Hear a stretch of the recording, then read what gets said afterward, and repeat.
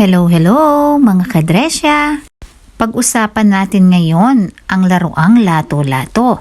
Dahil nauuso ngayon sa mga bata ang laruan na ito, lalo na sa Pilipinas na nakikita ko na ang gagaling ng mga batang naglalaro nito.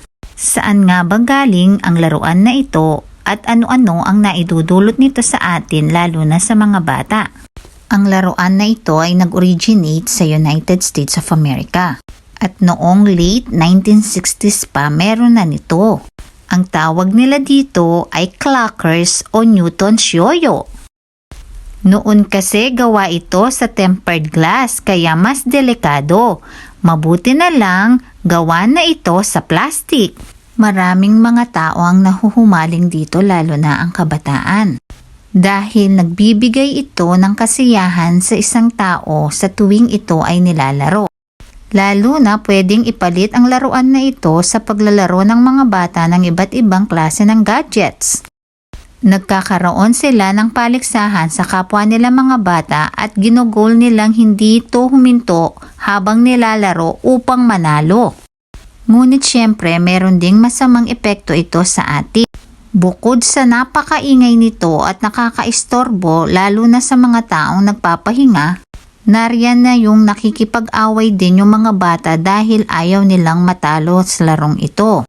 At higit sa lahat, nakakasakit ito sa mga bata lalo na kung mali ang paggamit nito. Natatandaan ko pa nga nung mga bata pa kami, meron din kaming laruan na lato-lato. At ito ay malalaki at may hawakan na gawa sa kahoy. Pero binan din ang paggamit nito para sa kapakanan ng mga bata. Masakit naman kasi talaga kapag napalo ka ng mga bola nito lalo na malalaki. Buti na nga lang ngayon maliliit na lang at gawa na ito sa plastic. Although dito sa New Zealand marami rin mga Pilipinong nagdala ng lato-lato galing ng Pilipinas. Halos ganito rin naman kaliliit ang nakikita namin sa palaruan ng mga bata dito.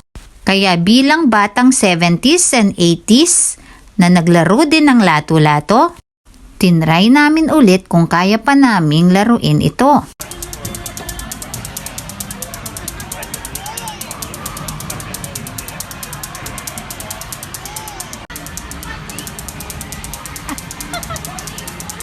Lato-lato!